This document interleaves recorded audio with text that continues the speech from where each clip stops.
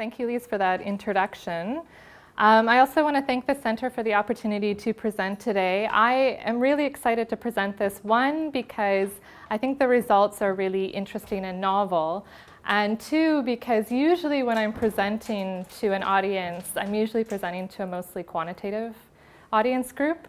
So I'm excited to present to individuals that are a bit more familiar with qualitative research, which means don't be shy about asking the questions at the end if there's something in relation to the methodology that we used. So as mentioned, my name is Alison. So I work at the Viral Hepatitis Clinical Research Program at the Kirby Institute, which is just right over there.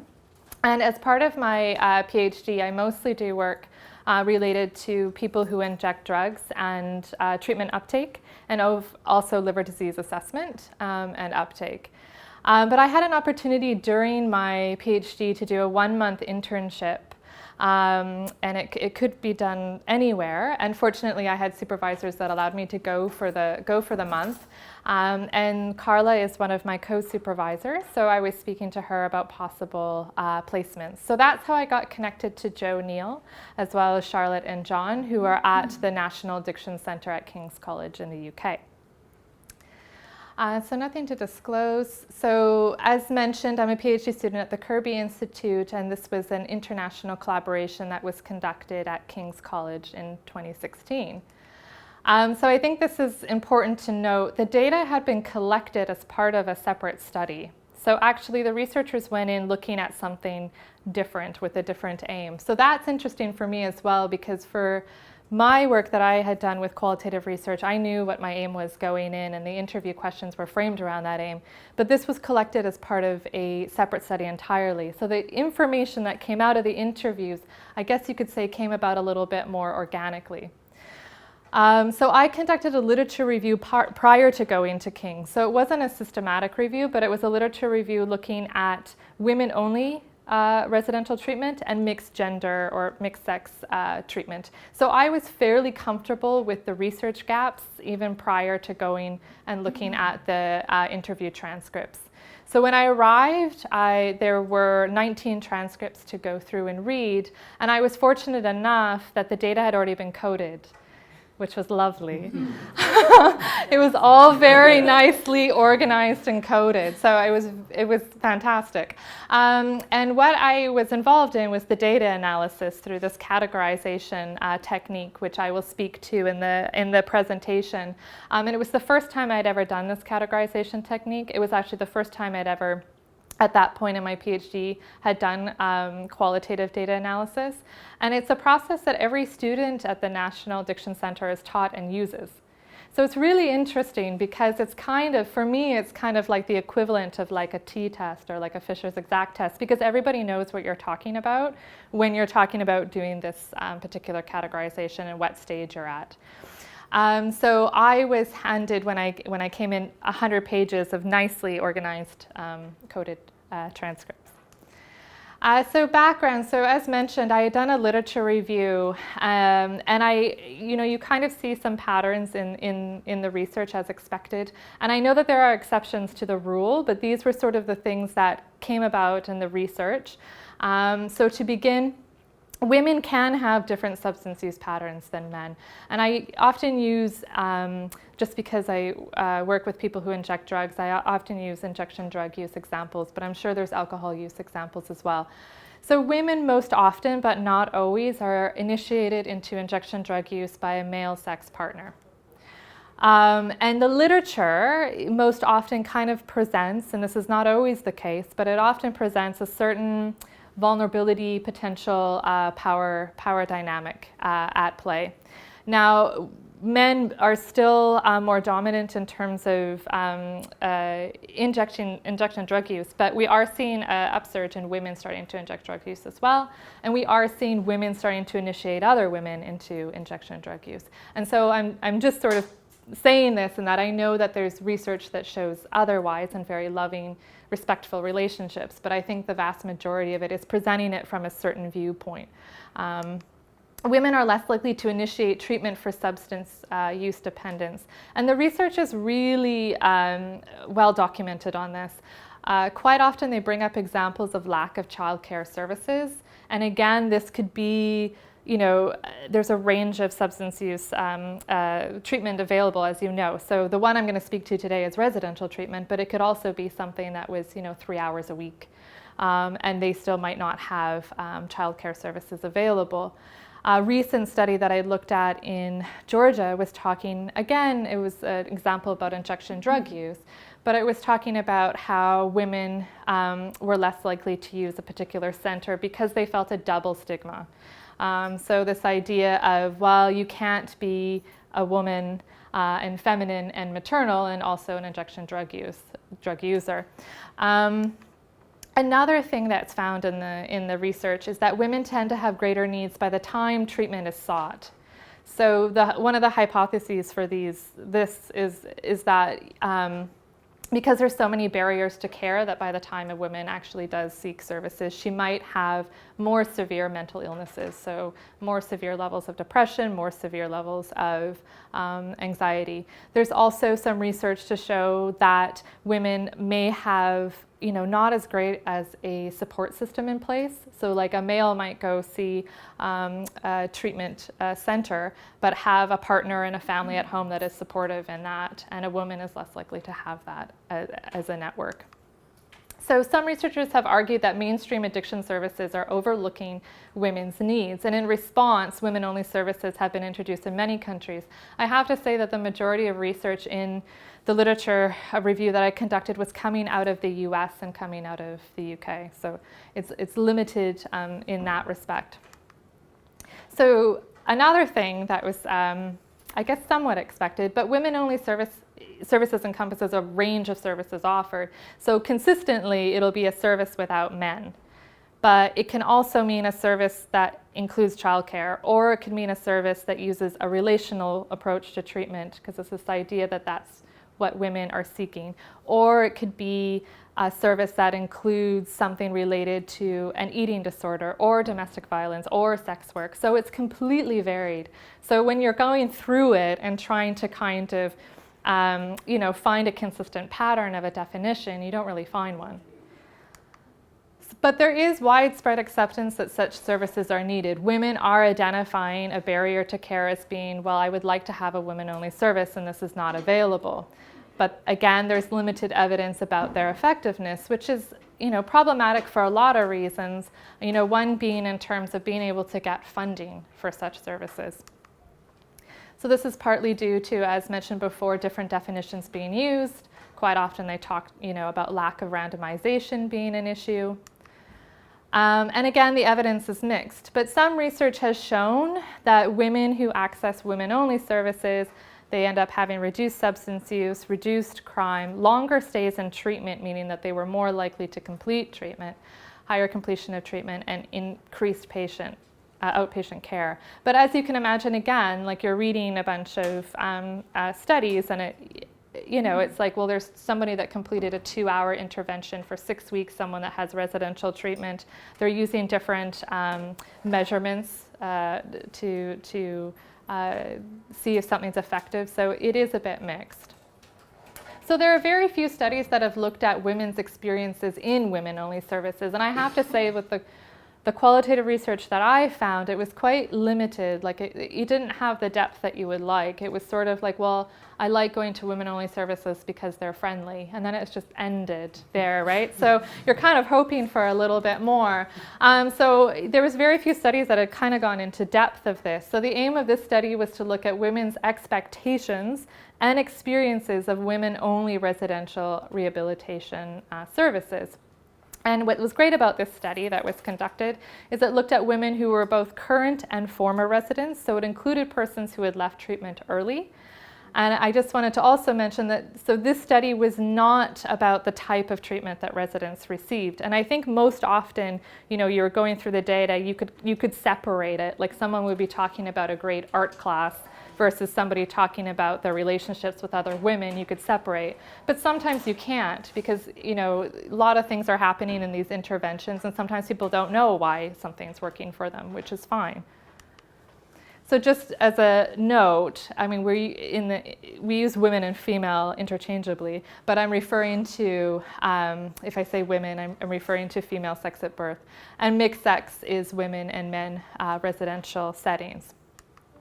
Now this is the residential treatment that the study took place at. So this is the case study.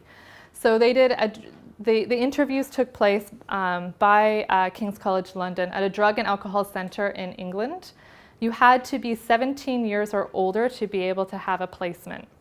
Typically there was 10 placements, so it's not very large residence. 6 months stay, staffed by an all-women team. It's by referral and assessment only, so someone might be referred to by a social worker, for example. I think what's really interesting about this is that all women were also assessed by the staff prior to placement. And we don't know how the staff were making a decision as to whether or not somebody would be a good candidate in the residence. So I think that is an interesting sort of follow-up study that could take place as to how that decisions are being made. Individuals had to abstain from any substances during their stay. Now there were gender-specific programs, and that's a whole other discussion, but they did have programs for women who had sex worked. They did have programs for women who had eating disorders. Now men were not permitted on site. They could have a male visitor, I believe. You could work up to that privilege like once a week for an hour.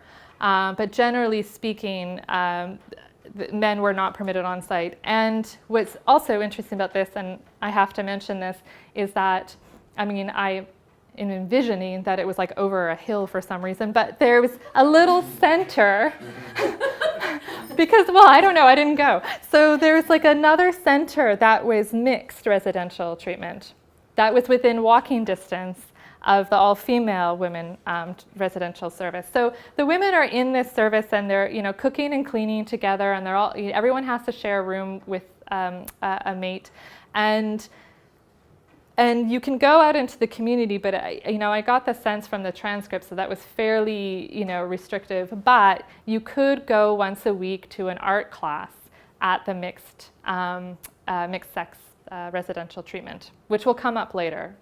You'll see. So the data collection was a realistic evaluation of a trauma-informed, women-only residential drug treatment service. So this was part of the study that they were initially doing, that the data came out of. The data was collected from April to July. There's 2 female researchers, so these were 2 females from King's College, and they purposely sampled current and former residents. Interviews were semi-structured and informed by a topic guide and took place at a center or community service, so depending on whether the individual was still at the center or not. Every interview was audio recorded and transcribed verbatim, and participants received reimbursement. So 19 women were interviewed. The age range was between 25 and 44, and if you could remember, you had to be over 17, so they didn't have anyone that was 19, 20, so not anyone really young. 9 were currently in treatment and 10 had moved on. So of the 10 that had moved on, 5 had completed treatment and 5 had dropped out. The majority were Caucasian, the majority were heterosexual, and 13 were mothers. So again, you could not have your children on site. So that would mean that someone would have to have someone look after their children for 6 months. So that's also something to bear in mind. And most often, it was the participant's mother. So the grandmother was looking after the children. So the alcohol and drug use experience had ranged from 2 to 25 years. 7 had entered for heavy alcohol use, 7 for illicit drug use, and 5 for combined alcohol and drug use. 8 had previously received residential treatment, of which 6 had received mixed services and 2 in women only. Now, all of the women had been sexually and or physically abused by men. So it would be their father, their stepfather, their mom's boyfriend, a pimp, a friend, a brother, and later on a boyfriend and a husband. Nearly all reported mental health challenges. Many had experienced homelessness, some had sex worked, and several had been in prison. Okay. So this is where I'm going to explain just a little bit about the analysis that took place. And there's the reference in the corner of Joe's paper that goes into this in a little bit more detail. So it's a categorization technique. So all the transcripts are entered into MaxQDA. They're all coded in MaxQDA, and then the coded data is exported. So then this is where I came in with the Word documents being reviewed line by line, which I'll show an example of, and then coming up with the themes and the patterns. So it's not important, obviously, to read this, but this was sort of the nice coded data that I had received. And I can see, like, even with the title, it was like client interview, participant 16, the date that it took place, who did the interview, and then you see the code, gender considerations, histories with men. And then again, this is another example of who conducted the interview and the code. So these were the, pages of codes that I had received. So what I would recommend doing is having two screens, I think is most helpful in this particular situation, or I guess printed out is another way. So you're given a coded piece of data, and just as an example, so you can see that last line there, women see a lot deeper. So what you're doing, and it is line by line, and not that you would want to do this because this would be, crazy, but for me, it was kind of like visually taking this paragraph and putting it into strips, because you're kind of seeing like them separately. So women see a lot deeper. So then what you would do is kind of write a little subheading per line, with the expectation that it's going to change. So then this is the next step. At the end of it, you kind of have pages of this, and you can see the first line is women can see a lot deeper because of same gender, and that is participant number 1. And again, what's a little bit different is that they were using participant numbers. Some people use names. I know I find names easier to remember, but at this stage they were using numbers. And I will say that when I was putting this together, I was being quite conservative, and I think that's because it was something that was entirely new to me, but I also think because I didn't do the interviews, I tried to kind of keep the language in there as much as possible, so a lot deeper. But as you can see, laughed most in life, bonded through laughter, haven't laughed that much in a long time, that would indicate all the participants that fit under that category who had said something about, laughter. Then what ends up happening, and this kind of comes to the top of your page eventually, but you kind of put together these bullet points summarizing this middle bit. And that's kind of where you come in and you're having discussions with your supervisor about what it is that you'd find in the other authors. I would often write notes in there, for example, consistent with previous research, because I knew that that might be something that we could bring up in the discussion. But what's interesting about this process is that it is a lot of work up front. To go line by line through 100 pages of coded data. But I will say that once you get to this point, all of a sudden you have your bullet points, and then you're writing up, and you can be quite confident in what it is that you I guess you could say found in your patterns. So it was good for someone like me who was fairly new to the process to have this. And then you're kind of going back and forth between the two. I don't have good terminology for it, but you could collapse categories as much as you felt comfortable with. I tended to keep things a bit more separate. So you could almost look at it, I think, as like another level of coding while the analysis is taking place. So I'm just going to go through the results. So some people might find the responses by the participants offensive. Okay, so these are expectations. So they're talking to women at the center, but what was your expectation prior to going in? So this woman says, I thought this is going to be a nightmare, but I think everyone does. Everyone says that when they come in that they get on better with men because you're used to being around men more. They're easier, aren't they? Simple-minded. You think that women are going to be bitchy. So what's interesting about this, well, a lot of things are interesting about this, but the thing is that because they didn't go in with that aim, there's not really the follow-up question there about what do you mean by bitchy, even though many of us could kind of guess what somebody means as bitchy, but as qualitative researchers, we like people to say it, right? So we don't get that kind of follow-up there. But what we did find is that this was not uncommon. Like, women felt scared and terrified going into an all-women center. Women-only treatment is going to be harder, which will come up later as another example. It's difficult to hide your true feelings in a women-only treatment, and they're not going to get along with other residents whom they feared would be bitchy and reject them. So this is the expectation that they had.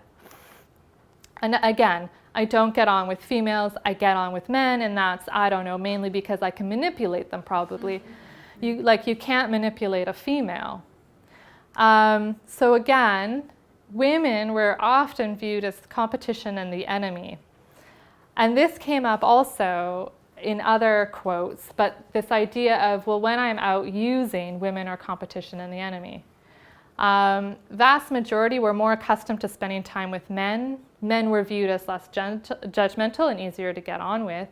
They felt vulnerable without the protection of male company. And also, they mentioned negative all-female environments and negative role models. So what's interesting is that, I would come in on Monday morning and start reading the transcripts, and you could have this much a discussion of a woman talking about the type of abuse she had experienced by a male. And then there's a bit more of a subtle discussion about, well, my mom wasn't maternal, she didn't protect me. But it's a lot more subtle. And I have to say that I don't think, because I had done the literature review previously, I had gone in just kind of looking for acts of male violence. But I think because of the categorization technique of going line by line, we kind of started to see, oh, there's a lot of discussions about mom here. And that's not to say that one abuse is different or worse than the other, but just that it was something that we started to notice. Some had negative all-female environments, and that was, in hostels and in prisons. But the majority of time, they were talking about how disappointed they were in mom. Again, expectations. I thought I'd be able to benefit more from here in a woman's house because I have experienced domestic violence and I experienced rape and stuff. I don't really think that, well, me personally, it's going to make me feel comfortable talking about that around men. So then women, with a little bit more questioning, we're talking a bit about some of the benefits, okay? So they did say it's going to be easier to talk about experiences without men present, especially particularly sensitive experiences. And women, this was really interesting for me, had negative experiences in mixed therapy, had included feeling unable to disclose sensitive personal issues. But this was also, like, women had described, they were in a group in mixed therapy. They were talking about something that had happened that was really horrible to them by a man. And the men, they would say, well, the men would start crying. And the women were like, you could almost feel the eye roll in the transcripts because it was like this idea of well, now I got to deal with this. This is a distraction. I'm trying to talk about my experience here, and now I have to look after you who's crying and upset about this. So I thought that was really interesting because I think the assumption was always going to be, well, the men are going to feel bad because, you're talking badly about men. But sometimes, the women were even in these responses feeling this protective need in some ways to be I would like to just focus it on myself here. So expectations. So now it's more about, well, what really, what happened once you got here. So one woman was talking about, okay, I got into an exclusive relationship. Yeah, had a great time, had a nice distraction the whole time I was there. So she's actually in this situation, which I should have been more clear about, is that she's talking about how in her mixed therapy session previously, when she got to this all-women center, she had a nice distraction because she had gotten into a relationship with another male. And Christina's saying, well, I wouldn't have come here if it wasn't for the fact that it was an all-women's unit. I wouldn't even have entertained the idea because the worst issue for me has been men. So you do have women talking about how they've had challenging experiences with men in the past. So women, this was kind of a theme throughout. They didn't want this all-women therapy, but some of them felt like they needed it to address addiction and other problems. Some said, I need this because I've been in mixed therapy in the past and I had a romantic relationships with male residents. That was actually fairly common. And they said, I need to be away from men to better know myself, to understand my substance use and past relationships, and to develop future relationships. So again, okay, so experiences in women-only treatment. And this woman saying, you could just walk around in your pajamas. It just felt so relaxed. You could walk downstairs in a nightie. You couldn't do that in a mixed house. You just felt more at home. And women's fun talk, you can't do that when you're with men. So sort of the first thing you kind of came across is that women feeling comfortable and relaxed. So there's this sort of, immediate feeling of safety. And also this idea that it felt good to dress casually without makeup, so there's no need to impress other people. And then there was a discussion about, okay, well, there's a closeness that I think that wouldn't be there with men in there. Okay, I think we'd all be quite different if there were males around. We can share a lot more with each other. You know what it's like when women are together, it's totally different. The depth we can share too, I've never experienced anything like it. So listening to other residents like me helped women to feel understood, less alone, less ashamed, and less guilty. And I think this was a big one as well, that some women said it was like the first time that they had had female friendships before. And a lot of these women continued to have these friendships even after they left the center. But, and this was an interesting result too, so women were also breaking service rules together. And this is when they would, it wasn't the majority, but some women bonded together by leaving the all-women center and going to the mixed house. And so then you kind of got tension there as well, because some women were looking down at other women who were breaking rules to go have these relationships, and isn't that so high school and ridiculous, and we should be here for therapy. And so that was definitely a source of tension, but interestingly, it's also a source of bonding. Okay, and again, experiences. So this is, a woman that chose to leave early. So she said, I've never been in a place like it. I was there for 2 months, and every day, I wanted to leave. So some women absolutely felt intimidated, bullied, ostracized by other women. I mean, you are sharing a room with someone that is a complete stranger to you when you first get there. Previous histories of abusive and problematic relationships with women made it difficult for them to trust other residents, and breaking rules using substances and having relationships with men were all identified as sources of bitchy arguments, scraps, and fights. And just finally, this main result that came out, there's people who would come off the street, come out of prison and stuff like that, but my home life was quiet with my partner. Some of these people that have come in didn't come from where I come from. They're all ex-sex workers. That's not me. You don't get on with everyone, obviously, but you keep your distance from some people. So some women just, voiced discomfort about living amongst women with whom they perceived as different and not like them. This is what we found in the research, but I'm sure it goes vice versa. Women in treatment for alcohol try to avoid people who use drugs and who had sex work. I know, from my own experience of doing interviews with people who inject drugs, there's been the reverse, this idea of, well, you also engage in heavy alcohol use, and so that can be looked down upon. Women who did not want contact with men dissociated from those who continued to have heterosexual relationships. So again, that was also a form of tension. So we found that women repeatedly expressed anxiety about entering all-women treatment, but they felt like they needed to be away from men to address substance use and related problems. And for the vast majority, not all, but for the vast majority, once in women-only treatment, participants felt safe, supported, relaxed, and understood, and able to open up and develop relationships with other women. But there were reported tensions and conflicts, and emphasized that they felt overwhelmed, unable to trust women, and wanted to keep their distance from certain women. It also, identified challenges relating to this all-women environment, and some left the service prematurely. So there's some limitations that I think are worth noting. One is that this is 19 participants from one women-only service. Okay? It's not possible to identify differences between women, and I think this is where future research should really go. Most often the research is looking at the differences between men and women experiences, and it would have been interesting, I think, if there had been a larger sample or to do an additional study to look at really differences between women. may have elicited different results if another treatment approach had been utilized. So again, we try to kind of separate things as much as possible, but it is hard when people are talking about the in-depth therapy they received and how they benefited from that, and how much that separates from, you know, the experience of being around other women. Similar findings may have been found in mixed service, for sure. And this is a cross-sectional study, so a longitudinal study that had, you know, looked at people before, during, and after the service might have showed that views could have changed over time.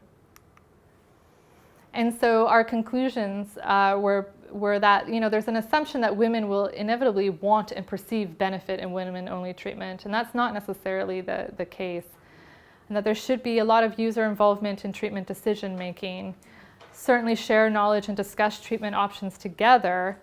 But I think, and then this goes back to the beginning, you know, you should not be able to allocate someone to single-sex treatment. In the research, most often, not always, but men might be court-mandated to go to a substance use treatment. Women are less likely to, but then the argument is also, well, they might have less contact with the justice services generally. But how much does that play into something being voluntary versus maybe, you know, less voluntary? Further research is also needed to indicate, well, who would benefit most from this type of therapy or treatment service. And I know one researcher has hypothesized that maybe for some women, a women-only treatment service would be best, and then, you know, shifted into mixed sex. But there's not, you know, very little research about this topic. And so this is my own final thoughts about, I think, this experience and also this subject matter. So the categorization process is very organized, and I think it can be handed off to other co-authors, which is quite handy, because certainly I came back after 1 month and I was working closely with Charlotte, and we could pretty easily go back and forth just with the set of notes that we had. You can return to at a later date because things are so organized. You know, it's kind of comfortable to go back to it, like once you get those, you know, reviewer comments, to be like, oh yeah, how did we come up with this? Or even to look at it much later if need be. And I've adapted and used in my own work, so it was certainly helpful for me. I did not go through line by line, but certainly use that process to kind of organize the data and try to find some themes throughout. So I wasn't involved in the interviews, as mentioned out front, so it's sort of interesting in terms of, you know, what was missed and what was gained from that. Certainly, you know, I don't get the tone, I don't get the body language. I know from my own experience that I feel like, in my own experience with separate qualitative research, that I feel like there's certain things that I would have missed. Given that the data came about organically, there was not a chance to ask for clarification. So for example, bitchy. Data could have been explored in several ways, so we didn't apply a theory to this, but I think there's several theories that could have been applied and really, you know, framed it nicely as well. And the data could have been presented in several ways. I mean, as we all know, you have to pick quotes. And one of my favorite quotes, which didn't make the cut, was, I call it the tissue quote, but I think, so the question was, living in a women's community is different. How are the groups different then? And this woman said, you know, we can show emotions a lot more. A woman can sit and cry in front of us. There's no trying to fix it. Just let her cry and deal with it. That's really beautiful. And I think what's so good about this interviewer is that she asked another question. Are you taught that, or is it something that just happens? And she goes, something that just happens. I remember in clouds with men, so mixed sex, and like someone would start crying, a woman, and like 4 men would jump up with a box of tissues.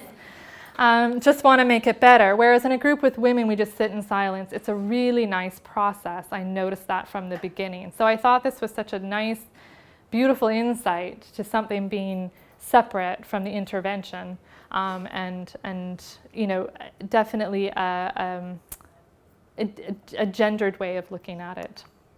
So if you would like more information, it just got available online, so what I presented today, and it's part of an addiction debate series.